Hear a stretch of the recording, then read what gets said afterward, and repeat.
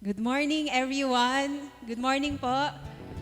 And for those, anyone po na nasa taas, we can all come down here and let's start our 9 a.m. service. Welcome to Life Nova and Every Nation Church. Sige, mukhang napasarap yata yung tulog ng mga tao ngayon kasi malamig yung panahon. But we do hope that even despite the weather, no, nag-aalab yung heart natin to worship God together. So today, as we gather to worship God, let us read from Psalm 34. It is a psalm written by David when he was in a dark and desperate situation. It says here, I will bless the Lord at all times. His praise shall continually be in my mouth. Oh, magnify the Lord with me, and let us exalt His name together. You know, David begins by saying, I will bless the Lord at all times. When we say we bless the Lord, it means we speak of His goodness. Not only kapag maayos or madali lang yung buhay, but sabi dito, at all times, even in joy and in struggle, even in victory and in waiting. And blessing God is a deliberate choice na gagawin natin, hindi lang according sa circumstances na meron tayo. And He continues, His praise shall continually be in my mouth. That this tells us na yung worship natin kay God, it's a constant overflow of a heart that remembers who God is and what He has done. And to magnify God means to make God clearer, more visible, and more central sa focus natin. Kung paano natin ginagamit yung magnifying glass, di ba? To help us see details more clearly. Worship helps us see God above our fears, our problems, and our distractions. And finally, it says here, let us exalt His name together. Ibig sabihin ng exalt, itaas natin, no, yung pangalan ng Panginoon, to lift God high, to place Him above everything else, above our worries, above our failures, or even above our plans, and even our successes. And you know, ang ganda ng invitation na to ni David because he calls the community to do it together. So, worship is a shared declaration that God alone is worthy. So, this is what we are going to do today, church, that we will bless the Lord, we will praise Him, we will magnify Him, we will fix our eyes of who He truly is, and we will lift Jesus higher than everything else. So today, church, let's pray together as we worship God, as we sing songs to Him. Lord, we want to bless Your name. We choose to bless Your name at all times, God, because You are faithful. You are good. Lord, today, help us to speak well or to declare Your goodness. Not just today, God, but every moment, every day of our lives, God. Help us, Lord, to magnify You in our lives, in our hearts, in our everyday situation, God, that you are above all our fears, all our worries, all our problems, because You are great. You are good, Panginoon, and You never fail to be good, to love us, Panginoon. So Lord, today, dalangin namin, Panginoon, that as we magnify You, Lord, help us na mas makita namin, Panginoon, yung ginagawa Mo sa buhay namin. Kung gaano ka katapat, Panginoon, kung gaano ka kabuti, O God. And today, as a church, Lord, we will lift Your name together. We will declare, Panginoon, yung kabutihan Mo sa buhay namin at sa lugar na ito, Panginoon. So today, Lord, aming dinedeklara, Panginoon, na Ikaw ay dakila, na Ikaw ay tapat, Panginoon. At Lord, dalangin namin, Panginoon, na sa pagkakataong ito, God, You will every one of us, God, will encounter you today. Maraming salamat, Panginoon. Itinataas ka namin, pinapupurihan ka namin. Ito ang aming dalangin sa pangalan ni Jesus at ang lahat ay magsabi ng Amen and Amen. Let's worship God together. Panginoon, dinadakila ka namin ngayong umaga, Lord God. Dahil sobrang buti mo sa buhay namin, Lord. Aming itataas ang pangalan mo, Jesus.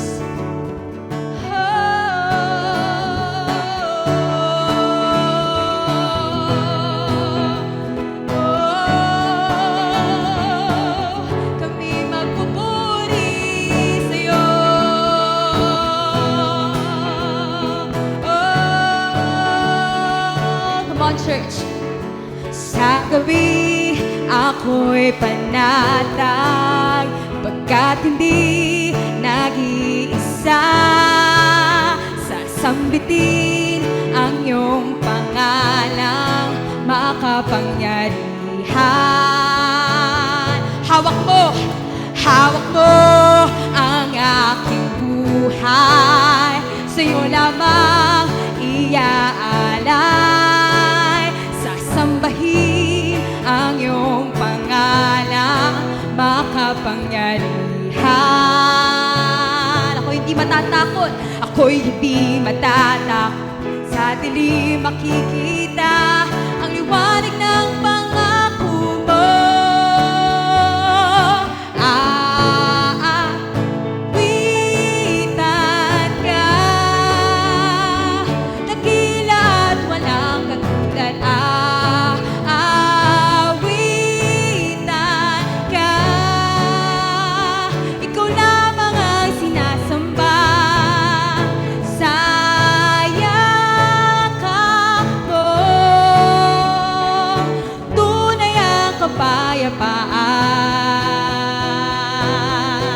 Hawak mo, come on, ang aking buhay, sa'yo lamang iaalay.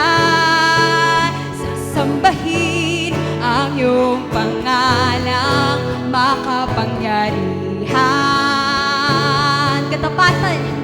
Katapatan mo'y lubos, hindi mauubos, noon, ngayon at kailanman. Hey! Papurihan ka, dakila at walang katulad. Aawitan ka, ikaw lamang ang sinasamba. Sa yakap mo, tunay ang kapayapaan.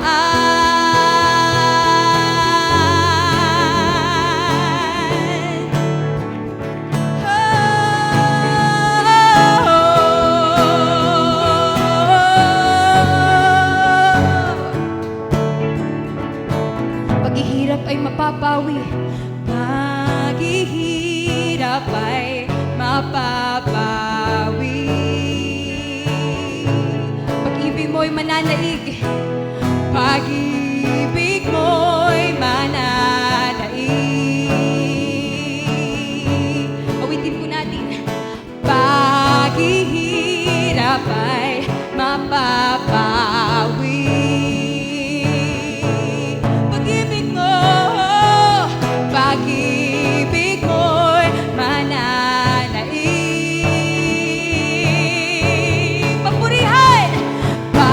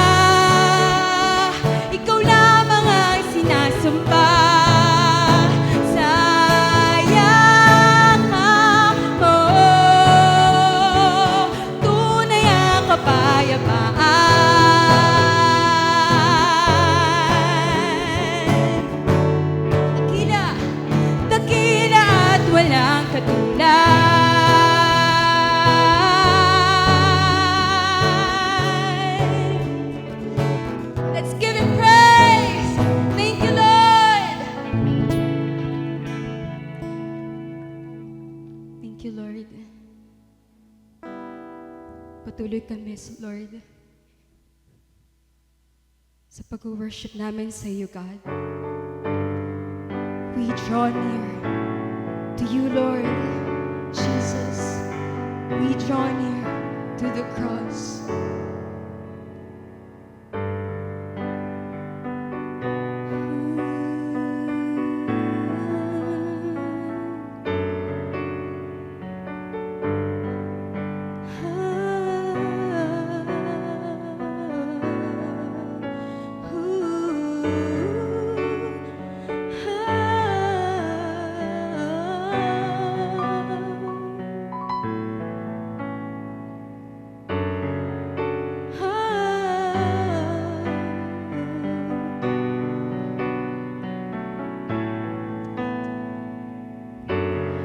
Your cross is our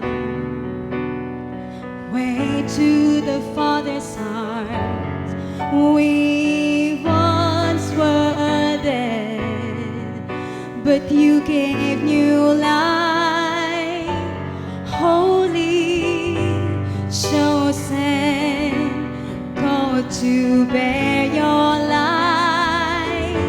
Let the world know God be glorified. We draw your cross. Oh, your cross is our way to the Father's arms. Way to the Father's arms. We once were dead, but you gave new life. Holy, you're chosen, called to bear your light.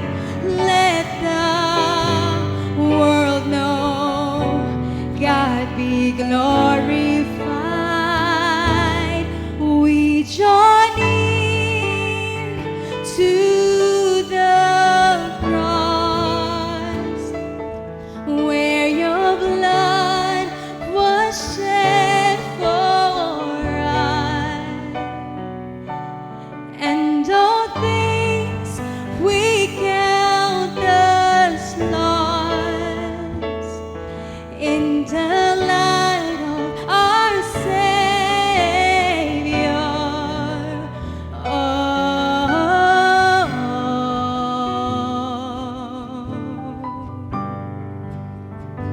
Your cross is our way. Your cross is our, we sing, way to the Father's arms. We once were dead, but you gave new life, new life. You're holy, a chosen, called to bear your light. Let the world know God be glorified. We join near to the cross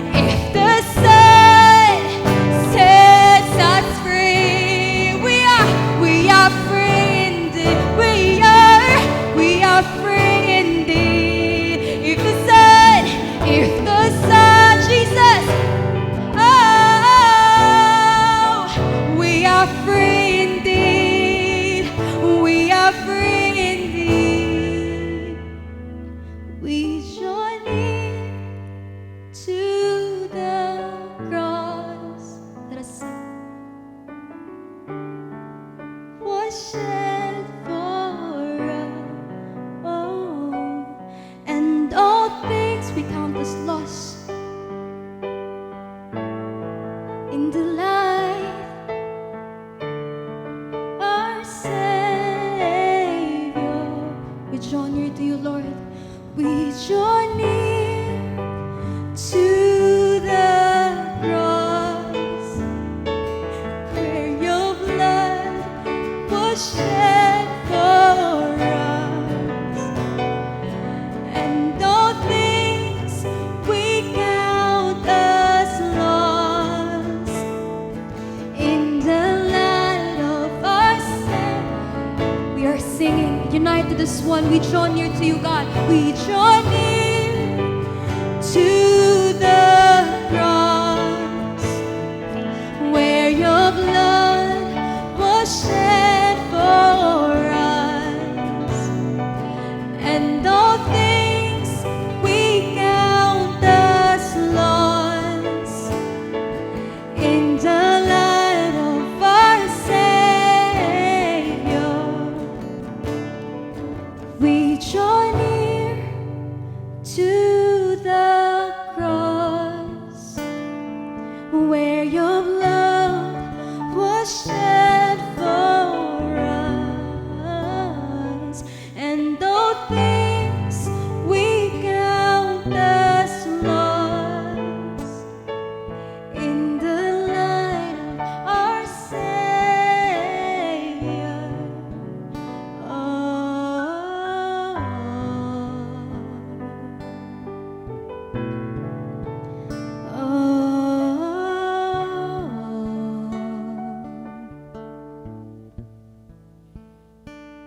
Sobrang pag-ibig mo sa amin, Panginoon. Binigay mo ang iyong sariling anak, Jesus. Si Jesus, ibinigay mo sa amin, Panginoon. Andito na siya sa puso namin, God. Thank you, Lord, sa pag-ibig mong kay ganda sa amin, God. Itong glory, Lord, itong love mo sa amin, God, na una mong pinakita sa amin, Lord, ipapakita namin ito sa buong mundo, God. Kung gaano ka-beautiful, kung gaano ka-majestic, Lord God, kung gaano ka-sovereign, Panginoon, all-powerful, Lord God. You're so beautiful, Lord God. Pag-ibig mo sa amin ay napakaganda. Kaya, Lord, umaawit kami sa iyo, God.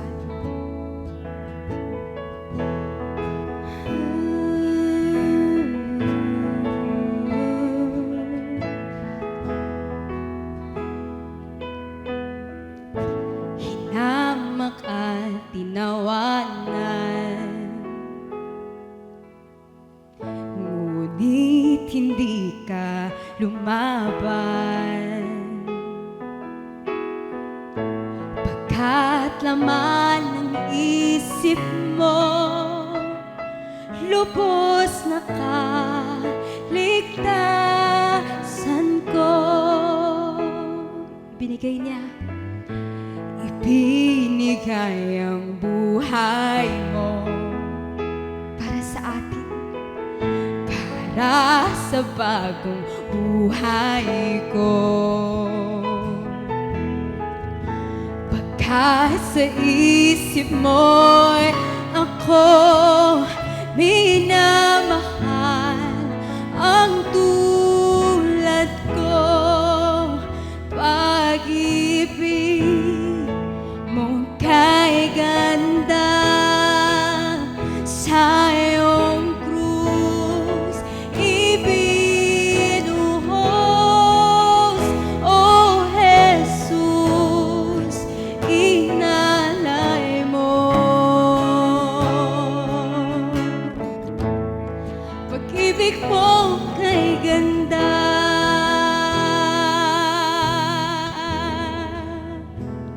because of His death, kamatayan mo'y dahilan. Oh, tunay kong kalayaan. Kami ngayon, iyong anak, minamahal.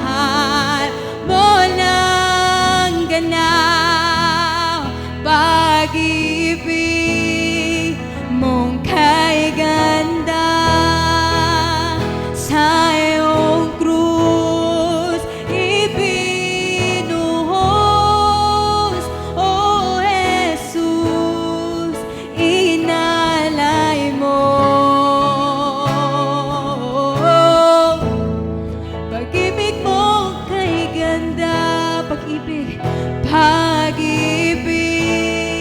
mong kay ganda sa iyong krus ibinuhos,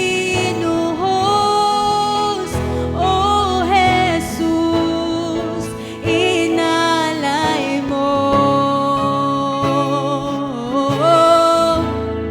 Pag-ibig mong kay ganda, ako'y sa'yo, ako'y nilaban mo, ikaw lamang ang kailangan ko, mabubuhay sa biyaya ng pag-ibig mong kay ganda.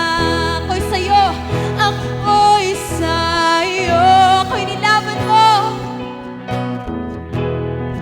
ikaw lamang ang kailangan ko, mabubuhay sa biyaya ng pag-ibig mong kay ganda. Let's say, ako'y sa'yo, ako'y nilaban mo, ikaw lamang ang kailangan ko, mabubuhay sa biyaya ng pag-ibig mong kay ganda. Pag-ibig mong kay ganda sa iyong krus ibinuhos, O Jesus, inalay mo. Pag-ibig mong kay ganda, pag-ibig mong kay ganda sa iyong krus ibinuhos, O Jesus, inalay mo. Pag-ibig mong kay ganda, pag-ibig mong kay ganda, pag-ibig mong kay ganda. Let's give Him praise. Thank you, Lord.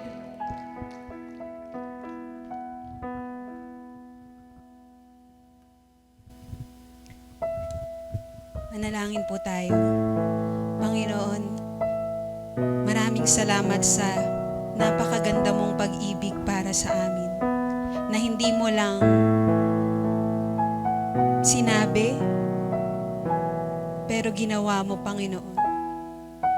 At napakadakila ng pag-ibig mo sa bawat isa sa amin, na ipinakita mo yun sa krus, kung paano ka nagsakripisyo, namatay para sa aming mga kasalanan, upang kami ay iligtas mo mula sa kadiliman papunta sa liwanag mo, Panginoon, para kami ay bigyan ng buhay na walang hanggan.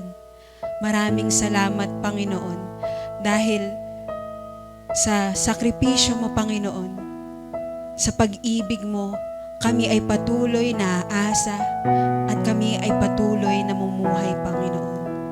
Panginoon, dalangin namin na sa tuwing aming kakantahin ang mga kantang ito, at sa araw-araw, God, dalangin namin na araw-araw naming maaalala yung pag-ibig mo para sa amin. At yung pag-ibig mo, God, yung pag-ibig mo, Panginoon, yun, God, yung magbibigay sa amin ng kalakasan upang mamuhay, Panginoon, ng naaayon sa layunin mo para sa amin. Maraming salamat, Panginoon. At ngayong araw na to, God, dalangin ko sa aming pakikinig ng iyong salita, sa patuloy naming pagsamba sa iyo, God, May patuloy namin na maalala at patuloy naming pasalamatan ang iyong pag-ibig, ang iyong katapatan, ang iyong kadakilaan sa buhay ng bawat isa sa amin. Ikaw, Panginoon, yung maghanda sa bawat isa sa amin, ng aming mga puso, ng aming mga isipan, ng aming mga pandinig ng buong buhay namin, Panginoon, na hindi lamang namin tanggapin or marinig, God, yung mensahe mo para sa amin sa araw na to. At Lord, dalangin namin na yung salita mo na aming maririnig ay amin ding isa sa pamuhay. Maraming salamat, Panginoon, sa pag-ibig mong kay ganda. Ito po ang aming dalangin ng may pasasalamat. Sa pangalan ni Jesus, ang lahat ay magsabi ng Amen at Amen. Palakpakan natin sa Lord. And right now, church, we will continue to thank God for His beautiful love for all of us. And we will extend our hands to the kids na kasama natin ngayon dito as we send them off to Kids Church so that they too will encounter and experience the beautiful love of God. So kung may katabi tayong bata ngayon, ayan, i-extend natin yung hands natin sa kanila, pag-pray natin sila. Lord, maraming salamat sa napakagandang pag-ibig mo para sa mga kabataan na to. Salamat, God, dahil minamahal mo sila. Tapat ka sa buhay nila, Panginoon, at nais mo, God, na maranasan nila sa araw-araw yung pag-ibig mo, Panginoon, sa pamamagitan ng kanilang mga magulang, ng kanilang mga kaibigan, dito sa church, Lord. Dalangin namin, Panginoon, na lalaki sila ng may takot sa iyo, ng may pag-ibig sa iyo. Lalaki sila, Panginoon, na namumuhay sa pag-ibig mong sobrang ganda sa salita mo, Panginoon. At dalangin namin, Lord, as we send them off to Kids Church, Lord, you will also bless their teachers, the volunteers, God, that they will continue to teach these children patiently with so much love, God, knowing, Panginoon, na ang mga batang ito, God, ay lalaki, God, ng may purpose, may takot sa iyo, God, that they will honor and glorify you, Lord, all the days of their lives. Maraming salamat din, Lord, for their parents who continually bring them here, Lord, in the church, Panginoon. Dalangin namin, Lord, that their parents too will also grow in your love, God, so that, Panginoon, even in their very own homes, ikaw, God, yung magiging sentro. Yung pag-ibig mo, God, yung mananahan sa kanilang pamilya. Maraming salamat, Panginoon. This we pray in Jesus' name. Amen and amen. Thank you everyone for praying for our kids. Thank you din sa mga kids teachers natin who will guide them to Cinema 2 as they start the Kids Church. And church, God has been faithfully opening doors and producing a great harvest, hindi lang dito sa lugar natin, sa Novaliches, but even in the nations. And itong taon na to, as we start 2026, excited tayo na makita pa yung maraming mga buhay na nababago ng pag-ibig ng Panginoon, ng gospel niya, as we press on to plant more campus-reaching churches, not only in our nation, but to the nations of the world. So right now, we will be hearing stories of God's amazing work across the world and what He has in store for us this year as we fulfill the Great Commission through Mission 2029. So church, we may now take our seats as we watch this short video. Wow, palakpakan natin si Lord in what He is doing in the nations. Grabe yun, no? Indeed that the nations are ripe for harvest. Marami pang naghihintay, no, na ma-experience yung salvation, yung beautiful love ni God and hope in Christ. And ito yung, this is how our church can take part of what God is doing in the nation. So, repeat after me, church. Pray, give, go. Pray, give, go. So when we pray, no, we will ask God for open doors. Mamaya, we will pray together with our partners. We will ask God for open doors, more workers, and for the Holy Spirit to empower us na mag-preach ng gospel, mag-make disciples, and we can also give. We can give mamaya in our time of sacrificial giving, pwede natin gamitin yung mga offering envelopes natin. If you want to take part of the mission of God, pwede natin yun isulat mamaya, ilagay mamaya in our offering envelopes. And we can also go. No? Let us make disciples. Paano ba yun? We will make disciples, right? That they may be from our own families, or say in the campuses, or in our community, in our workplaces. And who knows, di ba, that the person that we are discipling might go to another nation to bring the gospel there. So, every one of us, binigyan ng commission ni Jesus to go and make disciples of all nations and to partake in what God is doing in advancing His kingdom. So today, church, let us pray together. Let's all stand and let's, together with our prayer partner, let's pray and ask God for open doors, more workers, and for the Holy Spirit to empower us to preach the gospel and make disciples. So let's take the time to pray.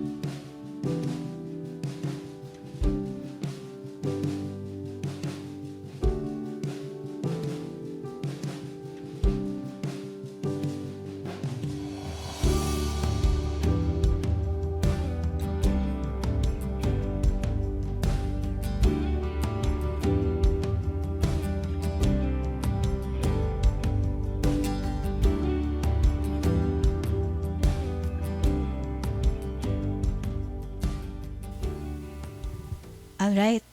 Church, let us wrap up our prayers. Let's pray together. Lord, thank you.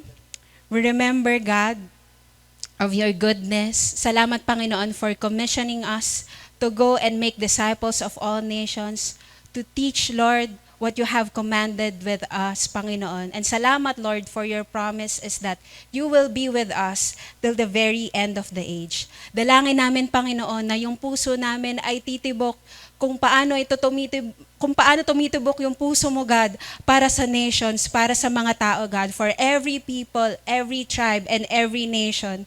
Lord, we pray that you would open doors, Panginoon, that no one can shut. Open doors, Lord, for nations, God, will receive, Lord, your gospel, Panginoon. And dalangin namin, Lord, that you will raise up more workers in the harvest field, that you would send laborers who are willing to go and faithful to stay, God, to boldly proclaim the good news of Jesus. Thank you, Holy Spirit, for empowering us, for giving us the courage to speak the gospel, Lord, and wisdom to make disciples faithfully. And dalangin namin, Panginoon, as a church, Lord, that we will be compassionate, God, to reflect your heart, God, towards all people na nangangailangan sa iyo, na hindi pa nakakilala sa iyo, Panginoon. Salamat, God, for empowering us. This we pray in Jesus' name. And everybody say, Amen and Amen. And right now, we will worship God through sacrificial giving. And we may now take our seats as we are being encouraged through the word.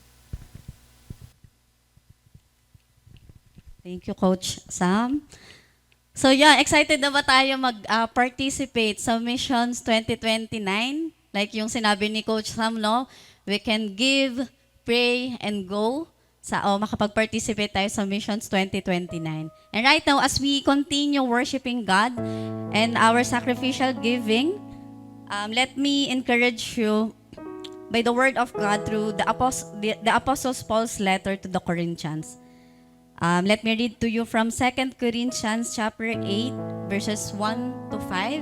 It says there, we want you to know, brothers, about the grace of God that has been given among the churches of Macedonia. For in a severe test of affliction, their abundance of joy and their extreme poverty have overflowed in a wealth of generosity on their part. Continue natin. For they gave according to their means, as I can testify, and beyond their means of their own accord. And in verse 4, begging us earnestly for the favor of taking part in the relief of the saints.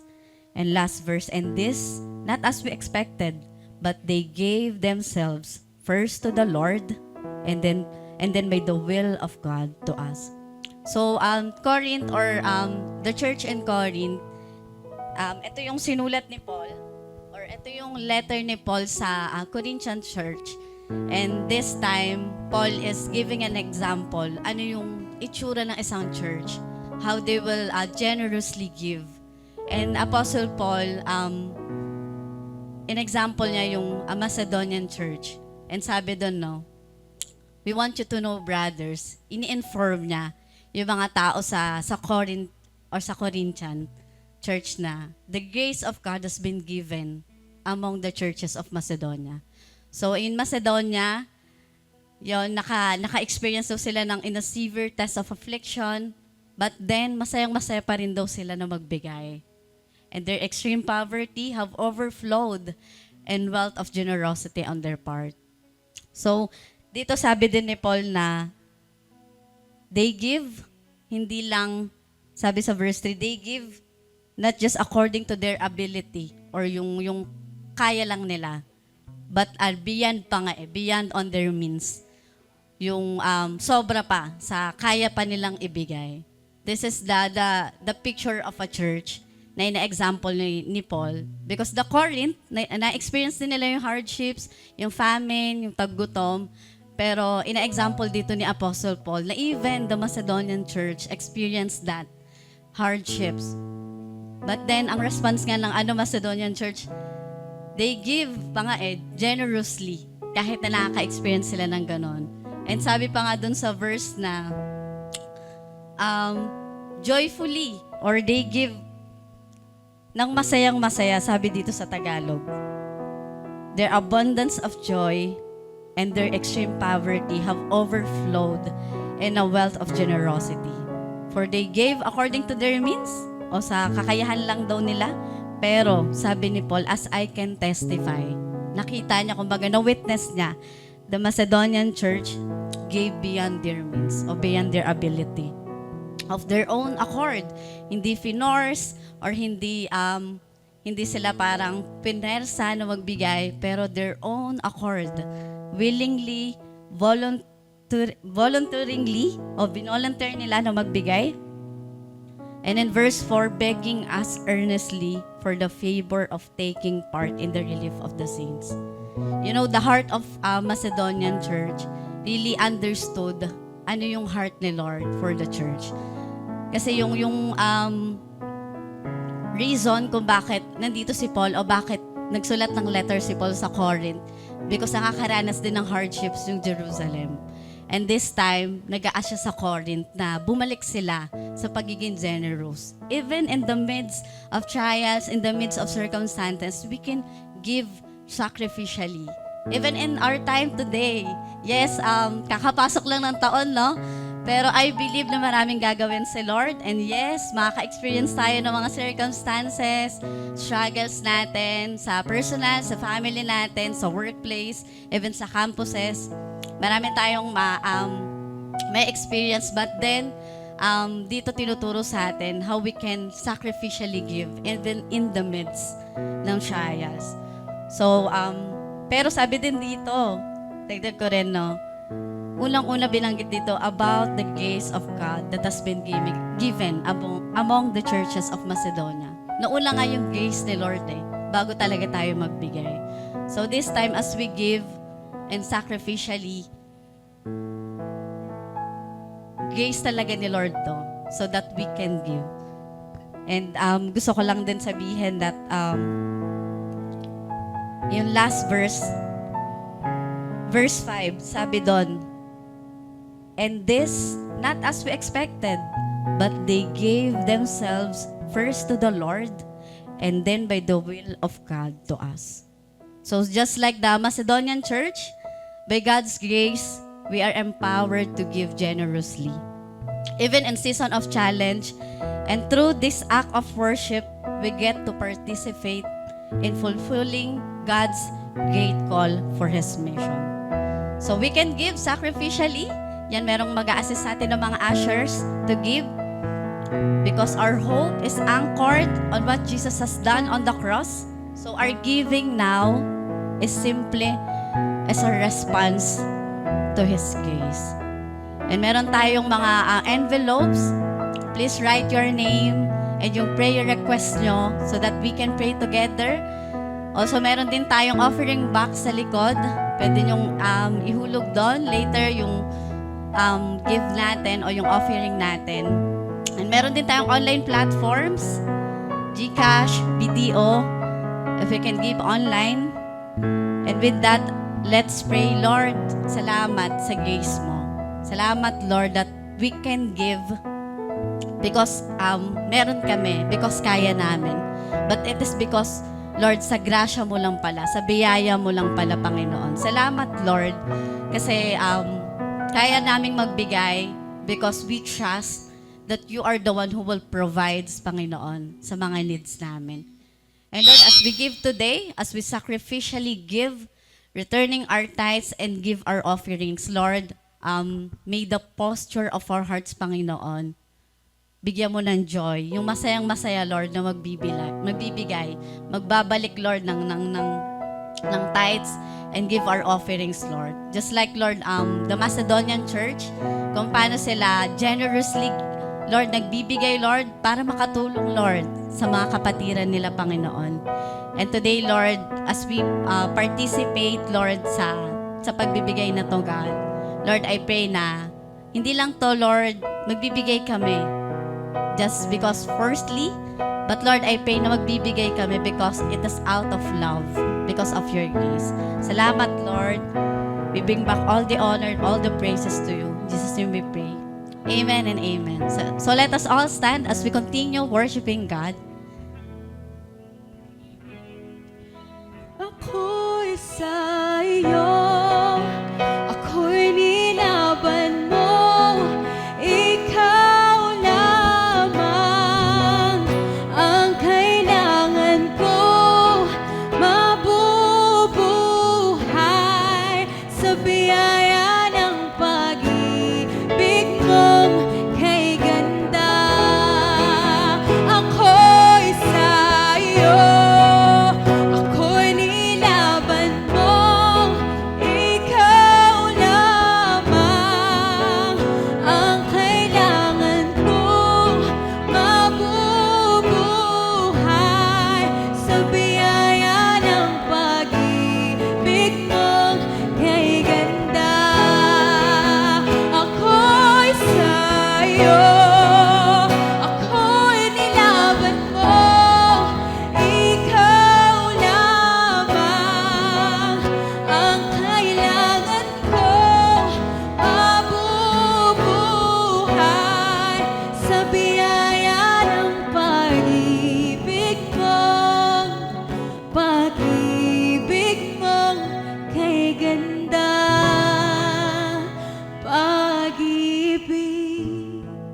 mong kay ganda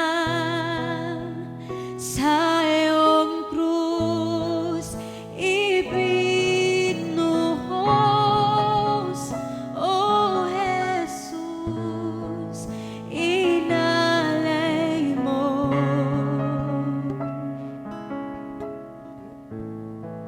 Pag-ibig mong kay ganda, pag-ibig mong kay ganda, pag-ibig mong kay ganda.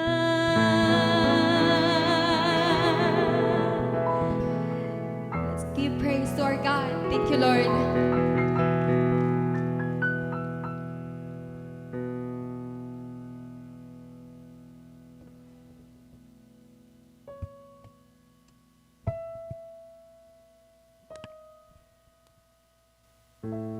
Juan chapter 12, verse 27 to 32. Sinabi pa ni Jesus, "Nababagabag ako ngayon. Sasabihin ko ba sa Ama na iligtas niya ako sa nalalapit na paghihirap? Hindi. Dahil ito ang dahilan ng pagpunta ko rito." Pagkatapos, sinabi ni Jesus sa Ama, "Ama, ipakita niyo ang inyong kadakilaan." Isang tinig mula sa langit ang sumagot, "Ipinakita ko na sa pamagitan mo at muli ko itong ipapakita." Nang marinig ng mga taong naroon ang tinig, sinabi nila, "Humulog."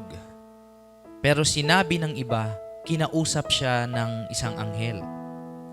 Sinabi ni Jesus sa kanila, "Ang tinig na iyon ay ipinarinig hindi para sa akin, kundi para sa kapakanan niyo. Dumating na ang paghatol sa mga tao sa mundo. Malulupig na si Satanas na siyang nagahari sa mundong ito. At kapag itinaas na ako mula sa lupa, ilalapit ko ang lahat ng tao sa akin." Ito po ang salita ng Diyos. Manalangin tayo. Panginoon, salamat po sa gathering namin ngayong 9 a.m. service. Lord, we thank you for your presence na kasama namin ngayon. Salamat, Lord, dahil sa pag-worship pa lang namin, ramdam namin ang kagandahan ng iyong pag-ibig, Lord.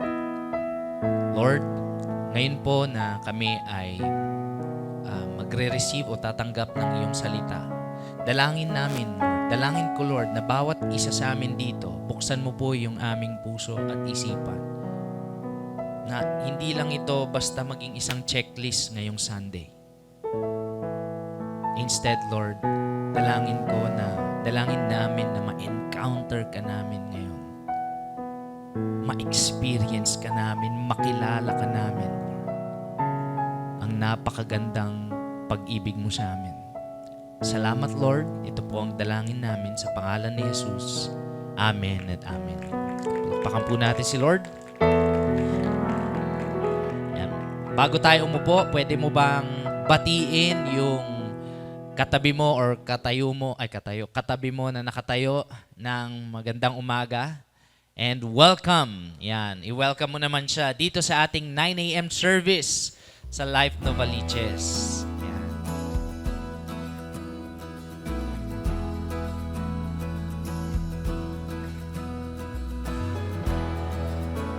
Okay. Tayo ay, I appreciate all of those familiar faces, yan.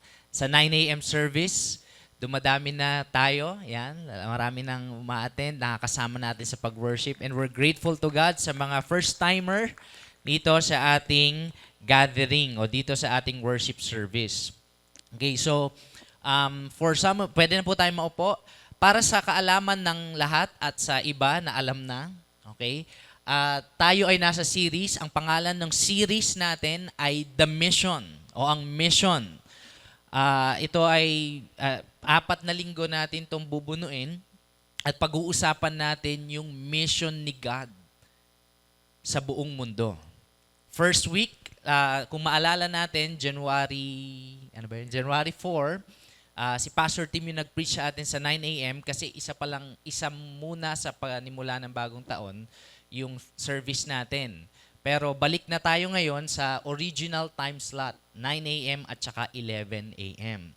So last week, nalaman natin na ang pag-ibig ng Diyos Ama ang may pakana kung bakit merong mission. The Father's love for the world is the reason behind bakit merong mission.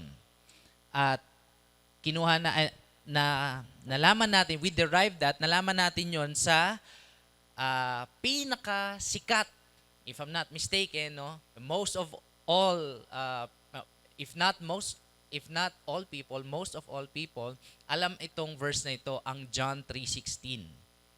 Diba? For God so loved the world that He gave His one and only Son, that whoever believes in Him shall not perish, but have eternal life. So, dun natin dinerive o hinuha yung pag-ibig ng Ama na siyang pinakadahilan bakit merong misyon.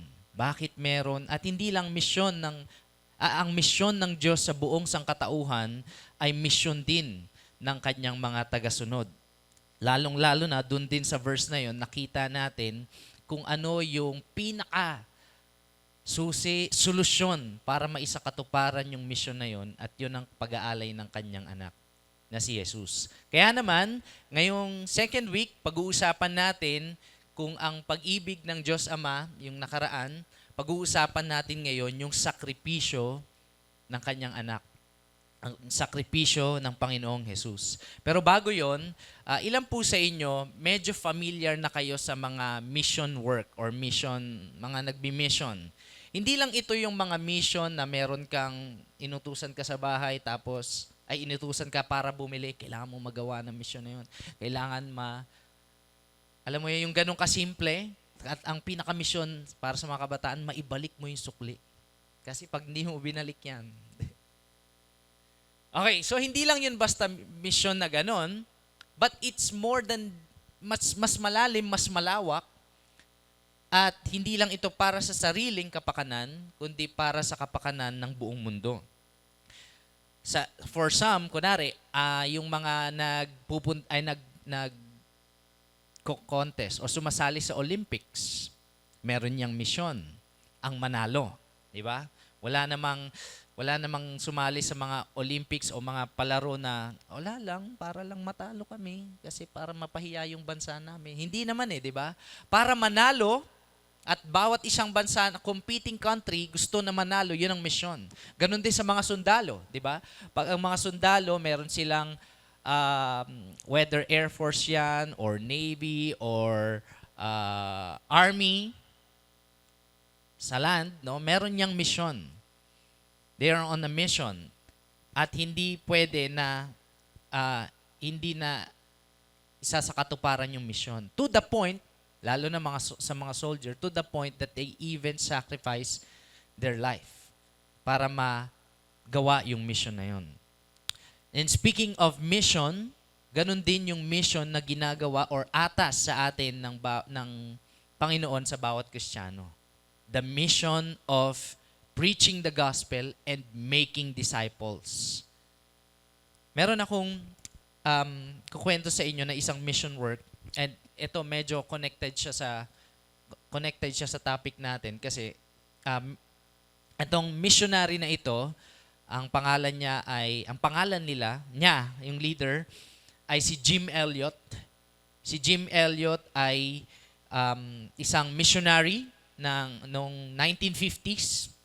At sila ay ang kanyang squad, kumbaga, yung squad nila, sila ay magbi-mission work sa mga tao na ang tawag ay Quichua. Pero, tribal yon, pero meron pa silang isa, yung they felt really, really called. Kumbaga parang, walang gagawa nito, kundi tayo lang. Oh, grabe, no? Pero kung wala mang gagawa nito, tayo na lang, ganon. At ang pangalan ng tribe na yon ay Waorani. Waorani. Ang mga tao, ang mga taga-Waurani o ang tribo ng Waurani ay kilala bilang mga violent na mga katutubo, known for, sila ay kilala sa pagpatay sa mga outsider na pumupunta doon, pero tao din sila, tribal lang, at hindi lang sila kilala sa pagpatay sa mga outsider, pati sila. Yun ang mga Waurani. And Jim Elliot, siya yung nasa gitna, felt the call of God, believed the call of God, and form a team, at sila ay nagpunta doon para mag-preach. I-preach yan. Ipakilala si Jesus. This is way back 1950s. At ang strategy nila, guys, ganito. Meron silang eroplano, at for many times, sila ay nagbabagsak lang ng mga box. Yeah? Tapos may mga, may Irish Spring, mga ganun, may Welch, parang balikbayan. Pero mga goods, mga pagkain, mga kagamitan na pwedeng gamitin ng mga Waurani people. At for many times nilang ginawa yon para makuha yung loob na hindi masama yung kanilang intensyon. Instead, mang-bless pa nga.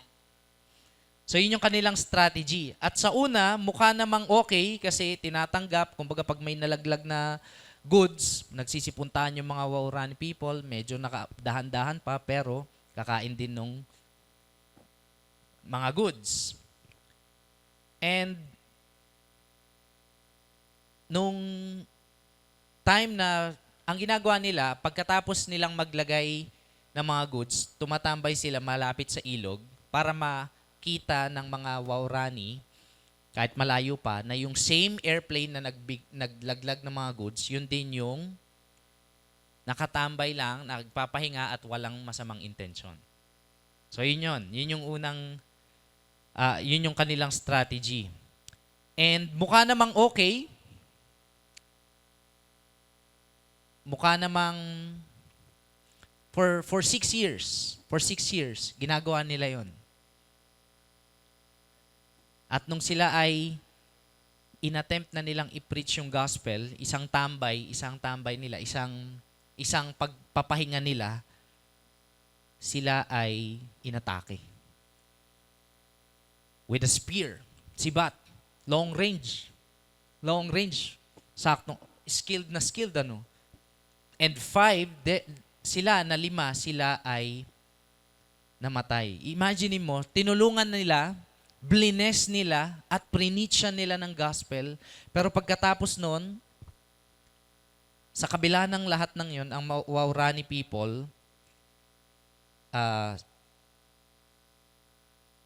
sila ay inatake. So, yun yung kanilang mission. Pero na-preach naman nila ng gospel, na pakilala na si Jesus, kaya lang, dahil nga tribal yon, may mga mababait na tribo, pero ang Waurani ay talagang wow sa combat o kaya sa survival skills o kaya sa violence. Ngayon, nung sila ay namatay, si Jim Elliot ay may asawa, ang pangalan ay Elizabeth Elliot. Si Elizabeth Elliot, sila ni Jim, kala mo close, no? Sila ni Jim, kilala ko yan lakas mag-basketball niya ni Jim. Sila ni Jim, meron silang 10-month-old na anak nung namatay si Jim Elliot. And ito yung maganda sa story kasi imbes na si Elizabeth Elliot, for many years din siya ay na-stress, distress, na depressed siguro. Pero after that, nung siya ay naka-recover, ang puso niya, ang naging heart niya ay hindi magigante. Instead, ipagpatuloy yung mission. Pumunta siya doon, bumalik siya kasama nung kapatid nung isang kasama ni Jim, at sila ay nag-share ng gospel, at hindi lang, pagkatapos ng sharing ng gospel, sila ay tumulong talaga sa community. Actually, sila din yung nagbigay ng edukasyon sa mga taga-Waurani. Elizabeth Elliot continued the mission. Ang ginawa niya, she learned their language, inaral niya yung lengguwahe at kultura nila. Na kahit na yung parehas na tao na pumatay sa asawa niya, yun din yung mga dinisciple niya. At tinuruan niya Binigyan niya ng edukasyon, binigyan niya ng goods, material goods. And many Wauranic people come to the faith. Naniwala sila sa Panginoong Jesus. Nagbago yung buhay nila, umasenso. Up to now, actually, mas safe na ngayon magpunta sa... Ang Waurani people, by the way, ay nasa Amazon forest. Safe na ngayon magpunta. Kung mapapansin nyo, marami na ring nagpupunta doon para mag-picture-picture. Some would say mas delikado na nga ang Waurani people sa mga gustong manakop. Kunin yung lupa, kunin yung mga resources, ganun na. Pero, from being super violent tribe, sila ay naging accommodating, sila ay umasenso, sila ay nagbago. Dahil sa isang sakripisyo na nagpatuloy, na nagbigay daan para ma-preach yung gospel ng tuloy-tuloy.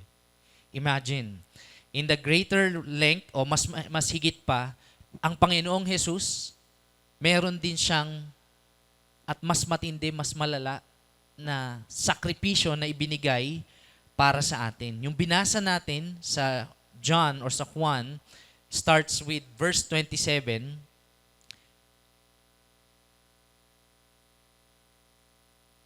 Sinabi pa ni Jesus, ito, ang background na itong text na binasa natin, ito yung 6 na araw bago siya ipako o bago siya patayin. So na-anticipate ni Jesus, by His wisdom, by His power, na-anticipate niya ang mangyayari sa Kanya at alam na niya na siya ay mamamatay. At yun ay nakasaad sa kasulatan, sa prophecy in the Old Testament. Kaya ito ngayon yung kung saan nag-open yung text na binasa natin. Sinabi pa ni Jesus, nababagabag ako ngayon. Sabihin nyo nga, nakakapagpagabag. Ang hirap Nababagabag. Oo. Wag na yun. Mas mahirap yun Nababagabag.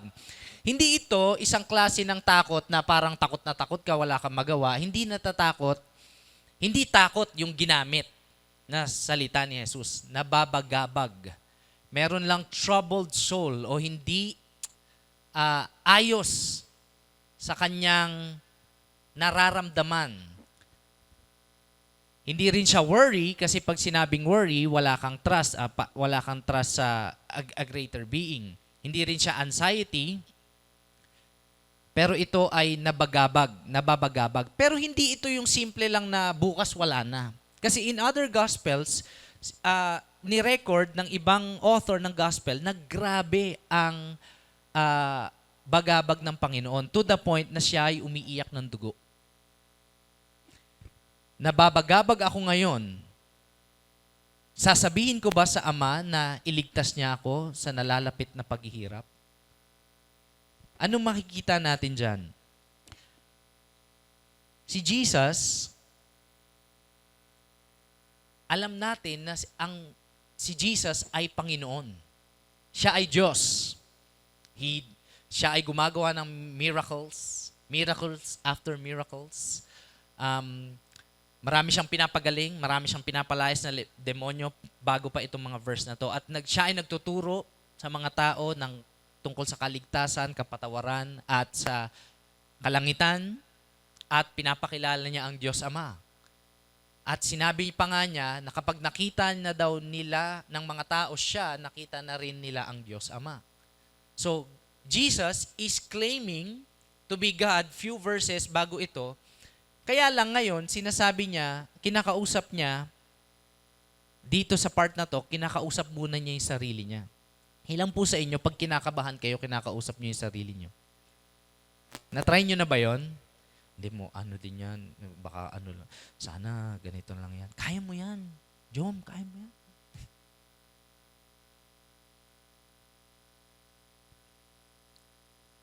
Makikita natin dito na totoong Diyos ang Panginoong Jesus, pero tao din siya. Nagugutom. Nagutom ba ang Panginoong Jesus? Nagsasaya, tumatawa. Diba? Etong nararamdaman niyang ito ay nagpapakita na hindi siya yung actually sa harap ito ng crowd at mga disciple yung sinasabi niya ito. na nababagabag ako ngayon. Hindi siya yung, okay lang, chicken niya. Hindi, sinabi niya yung totoong nararamdaman niya, hindi para ipakita na hindi siya Diyos at hindi niya kaya. Instead, para ipakita na siya ay tao rin at naiintindihan niya ang mga pighati ng sangkatauhan. Sinabi din ng Hebrews na anumang temptasyon na available sa buong mundo na daanan, na experience ng Panginoong Jesus. Kasama na ito. So, sa pagsabi ng kanyang nararamdaman, at to the point na kinakausap niya yung sarili niya, at mamaya kinakausap na niya ang Ama, ang kanyang misyon, number one, siya ay Diyos at siya rin ay tao. 100% God and 100% man. Natural sa tao na may emosyon. Ilan po sa inyo meron kayong katabi na walang emosyon? Ang tawag dyan ng Gen Z ngayon, nonchalant. Di ba?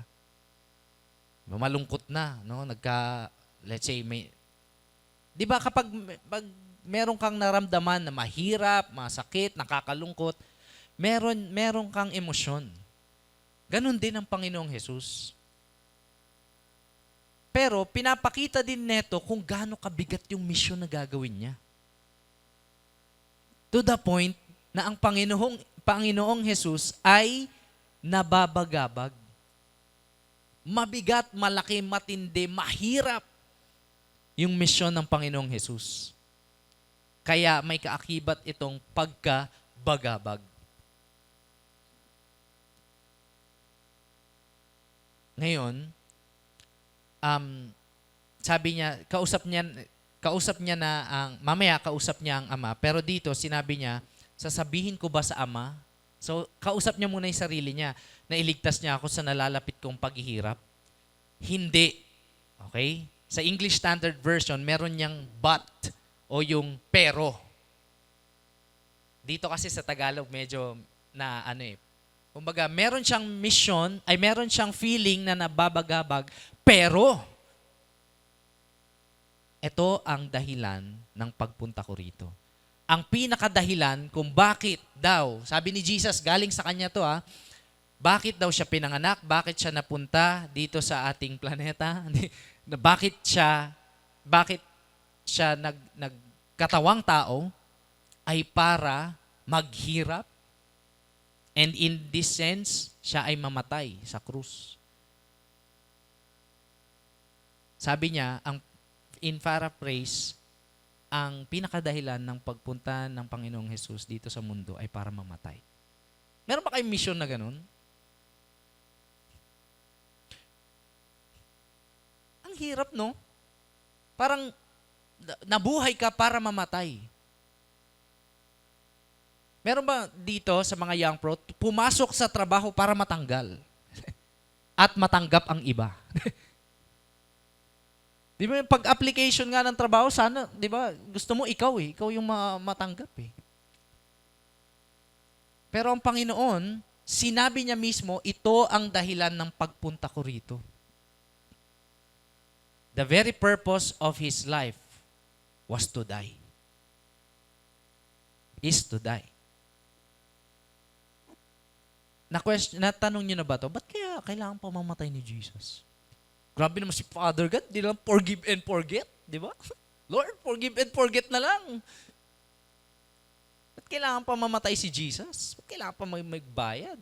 Kalimutan mo na lang, quits na lang yun para ano. Minsan kasi, mga kapatid, medyo maliit yung tingin natin sa kasalanan.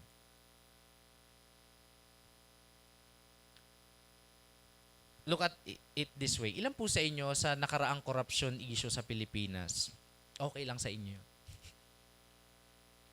Kasalanan yun di ba? Corruption.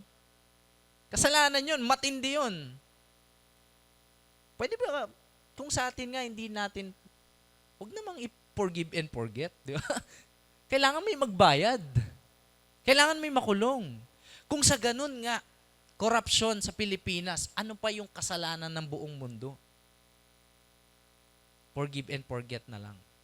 Minsan, mga kapatid, maliit yung tingin natin sa individual na kasalanan at pag pinagsama-samang kasalanan.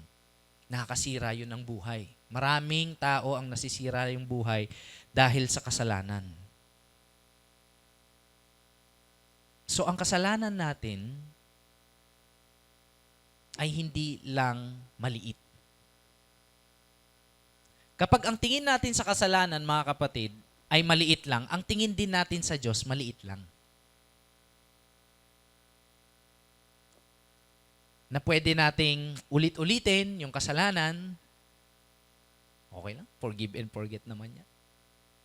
Pero hindi ganun ang Panginoon.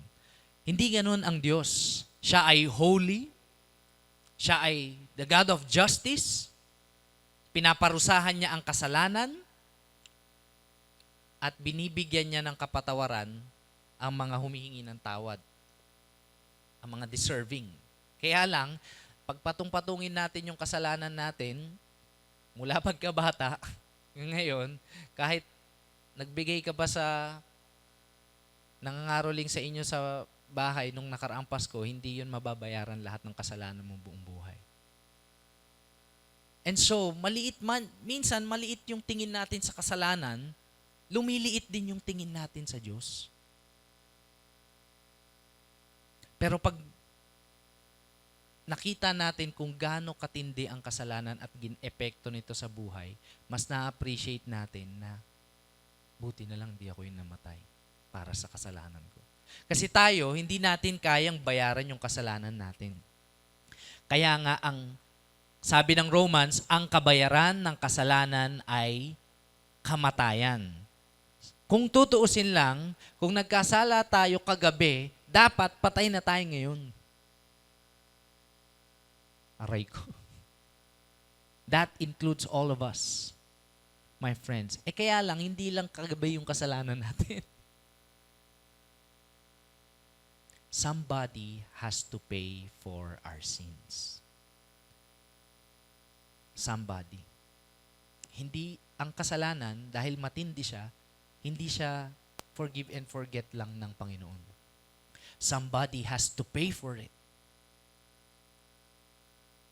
And that payment has to be holy din, malinis, walang kasalanan.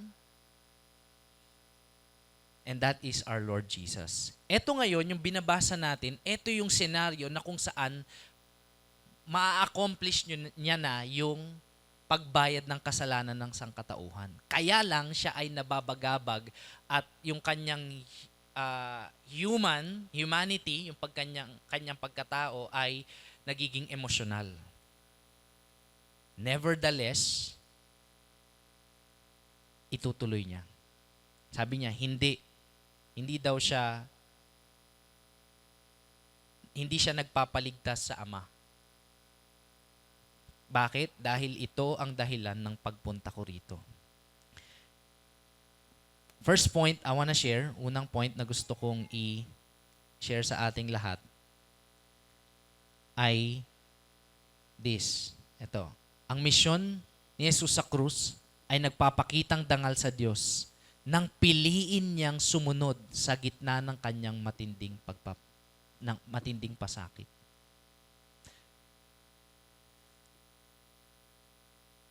Yung glory ni God sa buong mundo ay lumitaw dahil sa sakripisyo ng Panginoong Hesus. Hindi dahil sa pag-iwas niya sa hirap or suffering, kundi pag-face head-on, pagharap niya. Hindi para sa Kanya, kundi para sa Ama, sa glorify, sumikat, maging famous, makilala, mag-glorify, ma-honor ang Ama, at maligtas ang mga tao sa kasalanan. So ang ginawa ni Jesus, yung mission niya ay hindi para maging successful lang siya at tawagin siya, grabe naman, napaka-successful. Hindi para sa Kanya, para sa Ama, sa glorification ng Ama, at para sa mga tao, para maligtas sila sa kasalanan. Putting that in, eto lang, maisingit ko lang, ganun pala katindi kapag tayo ay may misyon na binibigay sa atin ng Panginoon, tapos ginagawa natin kahit na mahirap, nag-glorify pala si God. Natutuwa pala si Lord. Na-honor pala siya pag binigyan niya tayo ng mission. Tapos ang hirap-hirap naman nito, Lord, magpatawad. Pwede bang wag na lang? Siya naman nauna eh. Sino ba nauna? Di ba? Pero tinawag tayo ni Lord na magmahal. Pag ginawa daw natin yun, kahit mahirap, kahit napahiya ka pa, kahit hinihila mo yung sarili mo para nag-glorify ang Panginoon. Ganon din mga kapatid sa putting this in line with mission ng pagdi-disciple. Pag tayo ay nag-share ng gospel, tapos na parang pinipersecute ka, papasok ka sa trabaho, ay, dyan na yung madre natin, no? Andiyan na yung pipreach na naman tayo niyan. Ilan po sa inyo na asar, na insulto na kayo dahil sa faith ninyo? Inasar na kayo sa mga estudyante, oy na naman yung church boy na yun. Late naman. Ilan po sa inyo na insulto na kayo dahil sa pag-follow nyo kay Jesus, dahil sa faith nyo kay Jesus? Nakakabagabag nung ma-insulto. Eto kay Jesus. Ang layo, guys. Ang layo ng sacrifice ni Jesus sa sacrifice natin. Dito sa bansang Pilipinas, rejection, ma-insulto. Friends over, siguro, pinakamalupit. Sa ibang bansa, patayan eh. Kila Jim Elliot, sisibakin ka na nakatalikod eh. Para i-preach yung gospel, ganun yung kakaharapin mo. Ang Panginoon, walang kasalanan, naging kasalanan. Malinis, pero sinalo yung kasalanan ng buong mundo. Napalayo sa presensya ng Ama para yung mga tao mapalapit. Naging mahirap para yung mga taong sasampalataya sa Kanya maging mayaman. Spiritually at lahat ng aspeto ng buhay. Scholars would say the great exchange. I would say the luging exchange. Luging-lugi.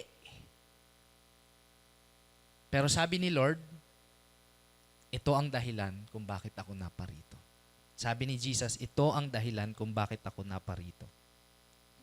Kaya yung mission niya, ang mission ng Panginoon, ang mission ni Jesus, sa krus ay nagpapakitang dangal sa Diyos nung pinili niyang sumunod kahit mahirap.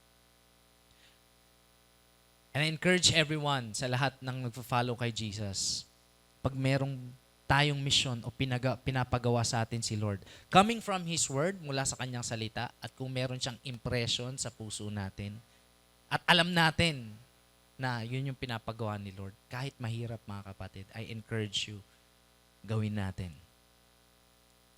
Because the Father is glorified and it will benefit many. Verse 28, pagkatapos sinabi ni Jesus sa Ama, Ama, ito na, kausap niya ng Ama, ipakita ninyo ang inyong kadakilaan.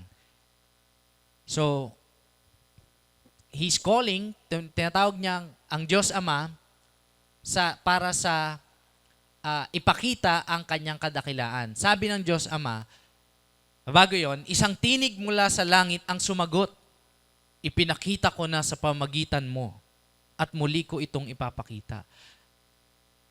Nung si Jesus ay ipinanganak through virgin birth sa pamagitan ng Birheng Maria, that's a miracle. Walang virgin na manganganak. Miracle yon. Lalo na sa panahon nila. Nung ang Panginoong Hesus ay namuhay, siya ay nagpapagaling ng may sakit, siya ay nagtuturo, siya ay nagpapalay sa mga demonyo. Yung ministry niya glorifies God. Pinapakita na nun yung kadakilaan ng Diyos. Ngayon, sa kanyang paghihirap at kamatayan, madadakila ulit ang Diyos Ama. So yung time na sumagot ang ama, verse 29, may nangyari. Nang marinig ng mga taong naroon ang tinig, sinabi nila, kumulog! Pero sinabi naman ng iba, kinausap siya ng isang anghel. Nung sa panahon ng mga Jewish people, lalo na sa panahon nila Jesus, medyo ano lang sa kanila yung ordinaryo na kausapin ng anghel. Kumbaga pag may mensahe ang Panginoon, ang Diyos, gagamit siya ng anghel para ipaalam. Remember the time na may lumapit kay Mary at kay Joseph? O kay Joseph, sabi kay Joseph nung anghel, wag mong iwan o divorce yung asawa mo kasi yung meron sa sinapupunan niya, galing yun sa Holy Spirit. Normal, kumbaga sa kanila. So obey naman si Joseph. Normal sa kanila. Kaya lang, dito, hindi anghel yung nagsalita. May iba silang interpretasyon. Take note, nang marinig ng mga taong naroon, andito si Jesus, andun. Narinig nila. Ang akala nila kumulog or boses ng anghel. Hindi pa nila nalaman, hindi nila alam na yun na pala yung Diyos Ama. Na yun na pala ay Diyos na nagsasalita. Marahil, marami sa kanila ayaw nila kay Jesus. O nandyan lang sila pag may kailangan silang tinapay kay Jesus. Pag wala nang tinapay si Jesus, alis na rin sila. So hindi nila ma-perceive, ay, Diyos pala yung nagsalita. Akala ko miss call. What does that imply sa atin? Pwede pala na seemingly malapit tayo kay Jesus pero hindi natin naririnig ang Diyos. Pwede pala tayong nasa church pero hindi natin nararamdaman ang presensya ng Diyos. Hindi natin kilala yung boses niya. Pwede pala na serve tayo ng serve. Nasa papagod tayo. Nasa hanap tayo ng stress reliever kinagabihan. At malayo ang loob natin sa Diyos. Pwede pala na nagpipreach, nagla-life group, tumakanta, anuman. Pero malayo yung puso sa... Nangyayari pala yun? Nangyayari. Dahil hindi ginagaranti ng proximity o ng lapit yung perception o yung pananaw natin sa Panginoon. Hindi ibig sabihin na, sabi rin to ni Jesus in one of His teachings, why do you call me Lord, Lord, and do not do what I say? Hindi ibig sabihin na pag may nagbanggit na, Lord, hallelujah, praise the Lord. Yeah? O kaya nagpatugtog ng worship song, ay totoong may relasyon na sa Panginoon. Kung nakalagay sa Facebook niya, God's child, God's princess, God's prince, hindi pala guarantee na may relationship na sa Panginoon. In the same way, yung mga taong malapit doon sa pangyayari na yon at Jewish people, okay, na kapaloob sa isang religion, hindi nila narinig ang Diyos Ama. Pwede pala na relihiyoso ka pero malayo ka sa Panginoon. So sabi ni Jesus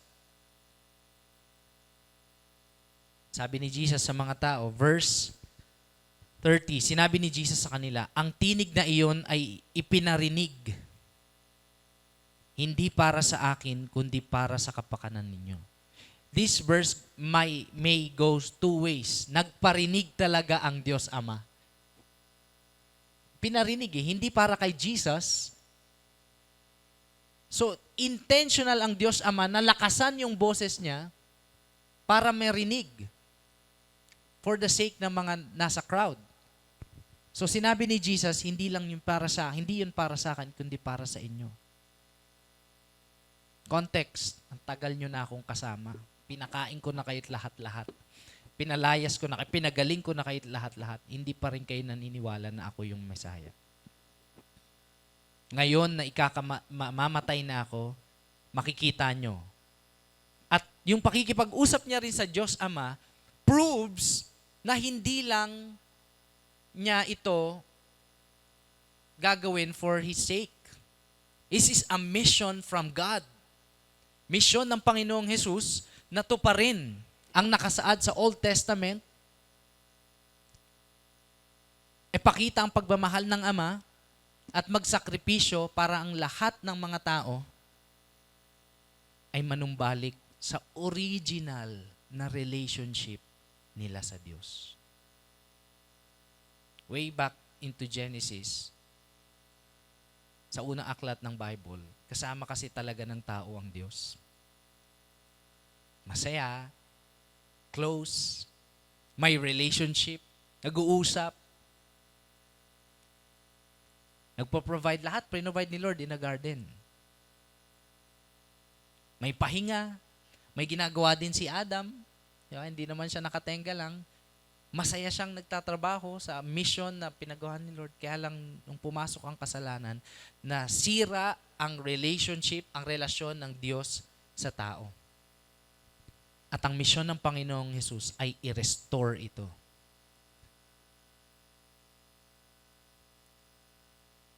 Verse 31. Now, English, dumating na ang paghatol sa mga tao sa mundo. Malulupig na si Satanas na siyang nagahari sa mundong ito. Sinabi ni Jesus na yung kanyang kamatayan sa cross ang magdudulot ng judgment sa buong mundo at malulupig or matatalo o matatapos na yung kasamaan ni Satanas. Some scholars would say, nung nagkasala ang mga tao, ibinigay ni Adam unawaringly yung paghahari na dapat sana ang humanity yung be fruitful and multiply, humayo kayo at magpakarami. Siya sana yung leader, kaya lang unawaringly na ibinigay sa serpent, sa kaaway kay Satanas. So for many, many years, si Satanas ang nagahari sa buong mundo, kaya ang buong mundo ay makasalanan. Punong-puno ng kasalanan. Pero nang dumating ang Panginoong Hesus, at siya ay malapit nang maipako sa krus, sabi niya, dumating na ang paghatol sa mga tao sa mundo. Malulupig na si Satanas na siyang nagahari ng mundong ito. Akala ng iba, walang nagahari sa mundong ito. For example, akala nga ng marami, yung sarili, well, this is true din naman in a way, na kapag hindi tayo pinaghaharian ng masamang espiritu, tayo yung naghahari sa sarili natin. My will, my body. Di ba? Pero sa totoo lang, merong nag-iimpluwensya sa atin.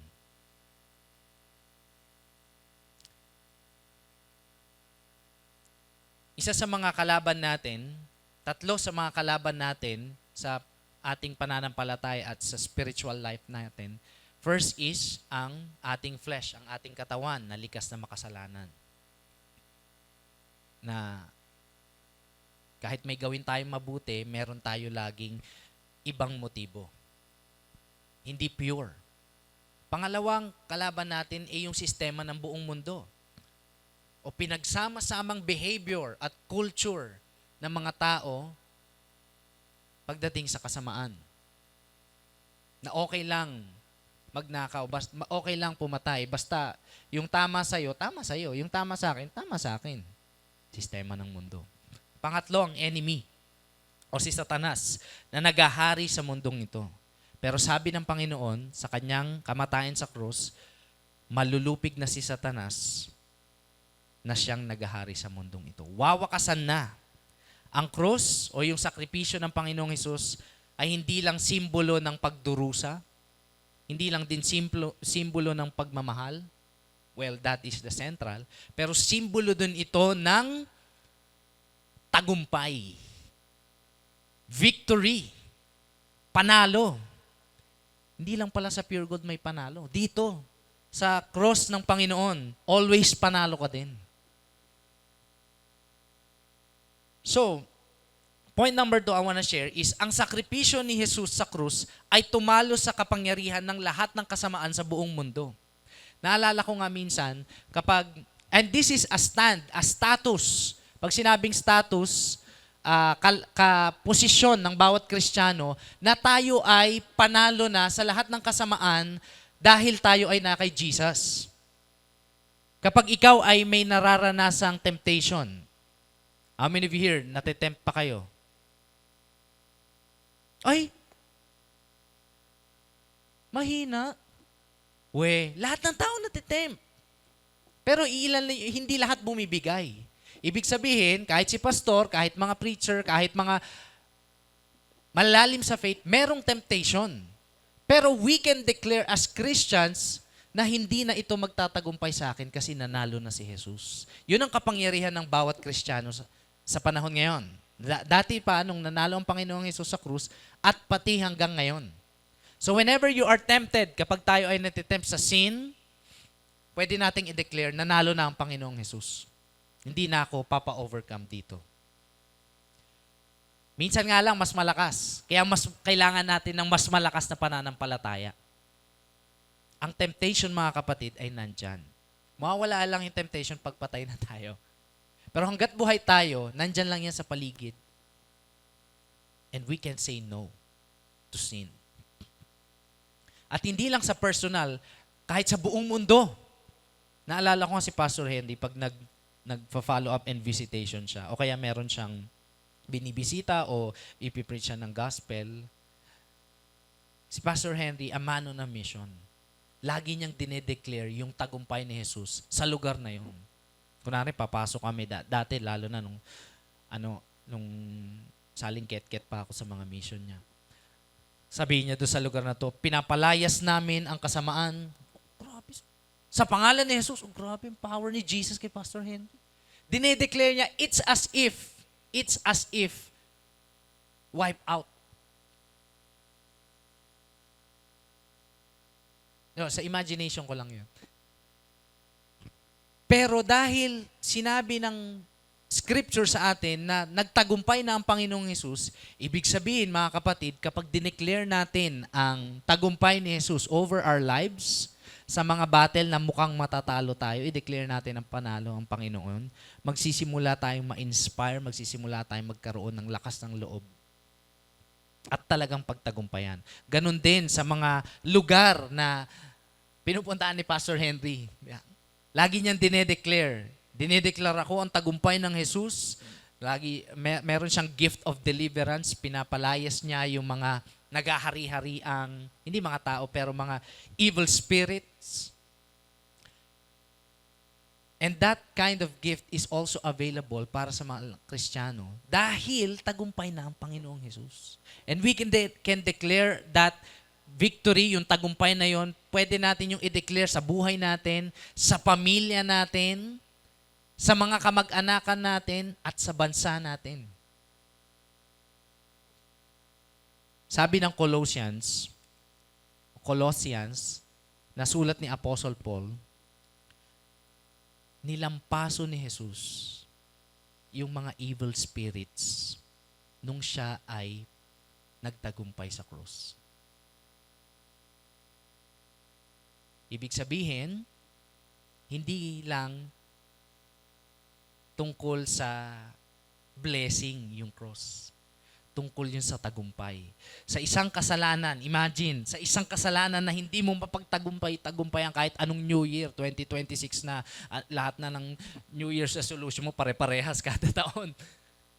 Pero sa tagumpay ni Jesus, when we declare His victory, we can overcome. Ang sakripisyo ni Jesus sa krus ang tumalo sa kapangyarihan ng lahat ng kasamaan sa mundo. Verse 32, the last verse. By the way, kahit sa kasamaan sa ating gobyerno, naisingit pa yun. Kaya nga we pray. We pray and declare justice to be served. We pray and declare na magkaroon ng spiritual renewal ang ating governance. So may pag-asa. Magsama-samang manalangin and declare the victory ang tagumpay ng Panginoong Jesus. Last verse, sabi dito ni Jesus, ng Panginoong Jesus, at kapag itinaas na ako mula sa lupa, ilalapit ko ang lahat ng tao sa akin. Etong verse na ito, tataas daw si Jesus. Two ways din. Una, physical na lifted up. Physical na lifted up kasi it echoes o galing ito sa yung imagery na ito na sinabi ng Panginoong Jesus, galing ito sa episode sa Old Testament na kung saan si Moses nagtaas siya ng bronze serpent bilang simbolo ng kagalingan o healing sa lahat ng titingin doon. Tingnan niyo yung logo ng Mercury Drug. Hindi yun. Kaya pala gamot yung... Doon na nga din siguro galing yun eh. Pero originally, sa Bible galing yun.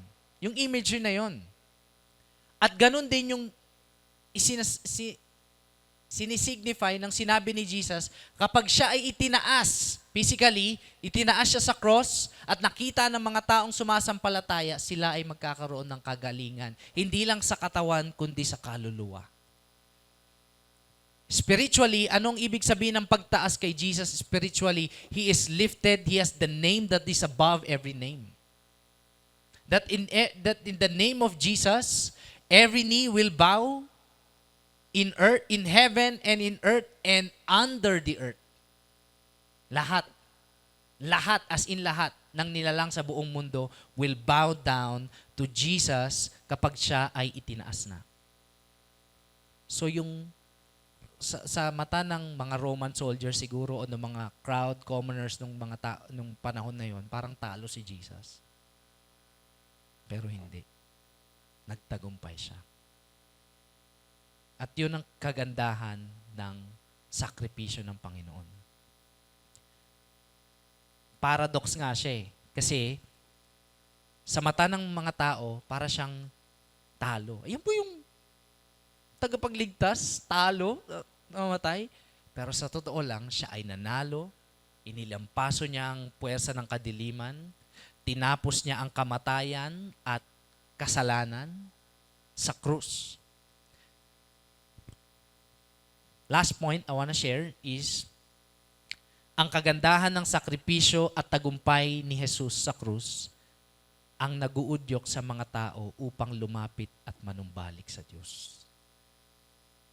Sinabi niya na kapag siya ay itinaas na, ilalapit niya ang mga tao sa Kanya. So yung tagumpay na yon, yung sakripisyo na yon, yun mga kapatid, ang dahilan bakit tayo nandito ngayon.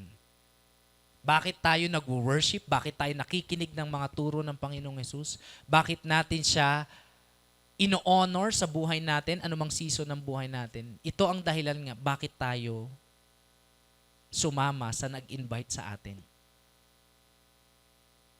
Remember the time na shinare sa iyo yung gospel? Remember the time na shinare sa iyo yung gospel at sinabi na kahit anong kasalanan mo, papatawarin ng Panginoong Hesus. Papatawarin ng Diyos. It's true. Because Jesus paid the price. Ang Panginoong Hesus ang nagbayad. Siya yung nabagabag. Siya yung nagsakripisyo. Siya yung kinutya. At siya rin yung itinaas. Simbolo ng pagmamahal, kapatawaran, at tagumpay. Kaya naman, ganun kahalaga sa mga tagasunod ng Panginoong Hesus na tayo pinipreach natin yung kagandahan at tagumpay ni Jesus sa cross. Hindi tayo, pagdating sa pagpipreach ng gospel, hindi tayo yung nananakot na bahala ka, sa impyerno ka. While that is true, totoo yon, pero hindi yun yung naguudyok sa mga tao para manumbalik. Hindi takot, mga kapatid. Kundi nakikita nila na napakaganda ng sakripisyo, napakatindi ng tagumpay ng Panginoong Hesus sa cross. And that is the very reason bakit marami ding tao ngayon ang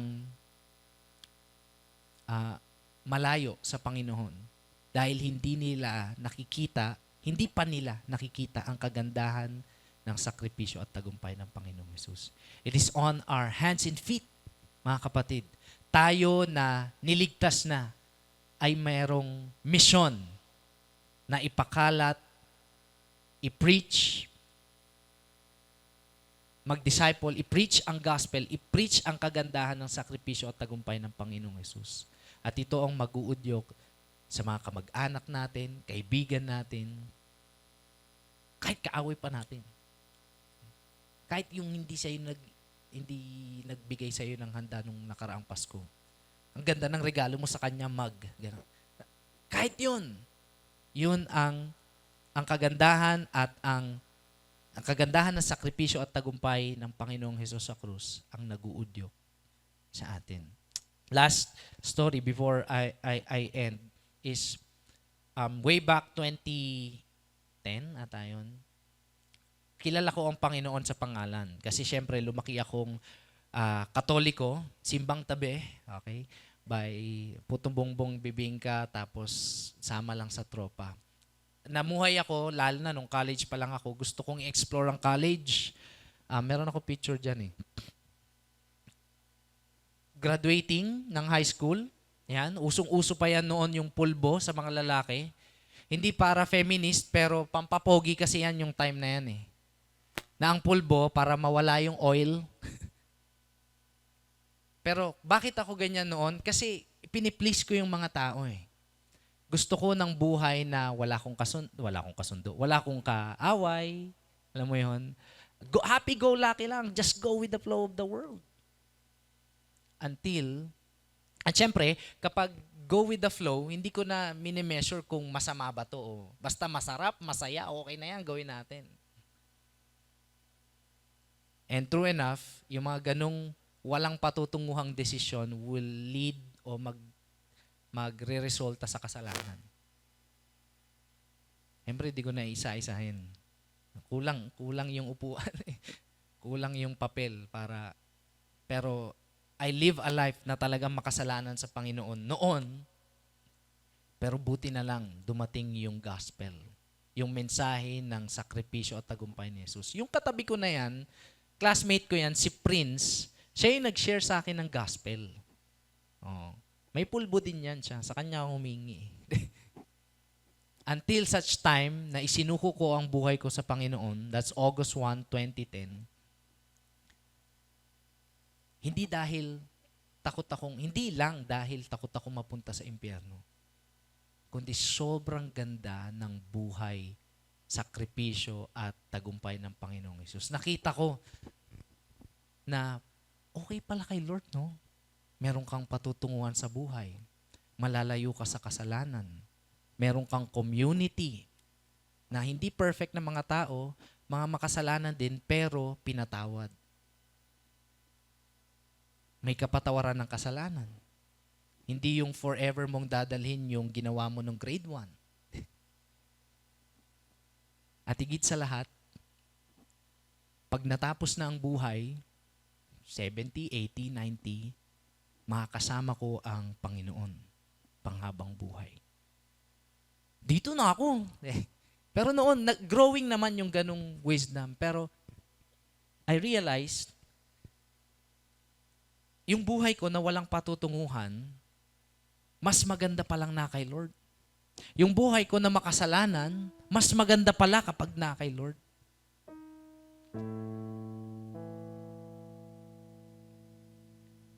And that same invitation na ginawa sa akin noon is also available sa atin ngayon. Gusto ng Panginoon na ngayong pagpasok ng bagong taon, magsimula tayo ng nakikita natin na gusto niyang maayos yung buhay natin. Gusto niyang malayo tayo sa kasalanan. Gusto niyang patawarin tayo sa mga kasalanan natin at bigyan tayo ng magandang buhay. While some would say, pag na kay Lord may blessing. Blessing talaga. Pero hindi lang material na blessing. Lahat-lahat. Holistic. And kaya, naanyayahan ko ang lahat na tumayo.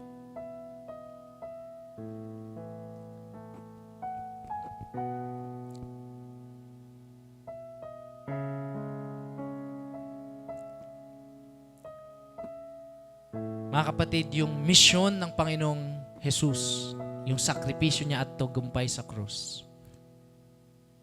yun ang pinaka nagpakita ng kadakilaan at pagmamahal ng Diyos sa atin.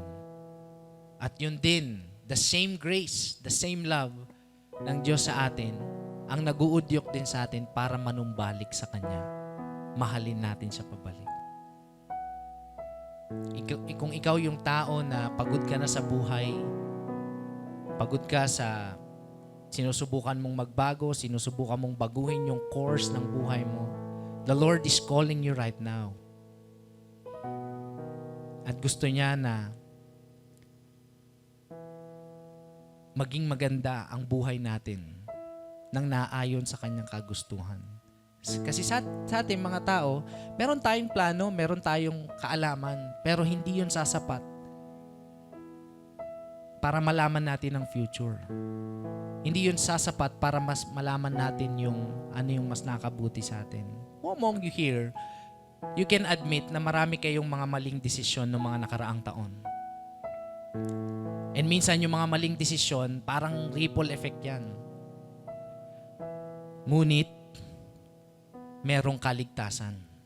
Hindi lang sa masamang desisyon, kaligtasan din sa kasalanan, kaligtasan sa kaaway, kaligtasan sa sistema ng mundong ito, at kapatawaran natin. So today, kung ikaw yung tao na first time mong narinig yung message na ito ngayon, hindi ito accident. Pero, I believe na this is our time na isuko natin ang buhay natin sa Panginoon at tugunan yung invitation para makita at kapag nakita natin yung kagandahan at tagumpay at sakripisyo ng Panginoong Jesus, that will have an effect sa buhay natin ng pagbabago, transformation, blessing, spiritual, material, anumang aspeto, community, love, and purpose sa buhay. Nung nakilala ko ang Panginoon, paunti-unti, nalaman ko, meron pala akong purpose sa buhay. Hindi pala ako sumulpot lang tapos pwedeng matapakan. Para pag namatay ka na, yun na yun. Hindi. Bawat isa sa atin, mga kapatid, meron tayong purpose na nilaan ng Panginoon. At madidiscover natin yan sa Panginoong Hesus lamang. Bawat isa sa atin, meron din tayong misyon. At yun ay ipakalat ang kanyang pagmamahal. Napakaganda. Napakaganda. So, kung ikaw yung tao na yun, maaari mo bang itaas ang iyong kamay at ipapanalangin kita? Ipapanalangin kita ngayon. Kung ikaw yung tao na gusto mong isuko yung buong buhay mo sa Panginoon, right at this moment, right here, right now, raise your hand and I'm gonna pray for you. Panginoon, nakikita mo po ang mga kamay na nakataas ngayon. Lord, pinapanalangin ko po sila na sinusuko nila ang buhay nila sa iyo. Salamat, Lord. Dahil napakaganda ng iyong sakripisyo at tagumpay sa cross. Tunay nga na ikaw ay Diyos, Panginoon at ang aming tagapagligtas. Yung hindi namin kaya, kaya mo. Yung hindi namin mabago-bago, kaya mo. Yung hindi namin kayang isuko, pinatawad mo kami. Salamat sa kapatawaran, Panginoon. Today, Lord, we receive forgiveness of our sins. Maraming salamat. At Lord, kaakibat nito, tinatanggap namin ang buhay, ang regalo mong buhay na walang hanggan. Maraming salamat, Panginoon. In Jesus' name, Amen. Amen. Palakpakan natin ang Panginoon. And right now, let's all pray as we end our 9 a.m. service. Let me pray a prayer of blessing para sa ating lahat. Taas po natin ang ating kamay. Panginoon, marami pong salamat Lord, sa aming gathering, sa aming 9 a.m. service. Totoo nga, Lord, na Ikaw ay kasama namin ngayon at nakita namin ang iyong kagandahan, iyong sakripisyo at tagumpay sa krus. Salamat, Panginoon, sa kaligtasan na meron kami. At ngayong 2026, Lord God, i-bless mo po ang bawat kamay na nakataas nang sa gayon makasunod kami sa iyong kalooban. I-bless mo po ang bawat isa, Lord. Lahat ng isinunuko namin sa iyo, Lord God, Ikaw ang nagli-lead at nagdadirect ng aming buhay. Mas alam mo po. And so today, Lord, pinapasalamatan ka namin, pinupuri ka namin, sinasamba ka namin. Totoo na ang pag-ibig mo ay napakaganda para sa sangkatauhan. Salamat, Lord Jesus. Ito po ang aming dalangin sa pangalan ni Jesus. Amen and amen.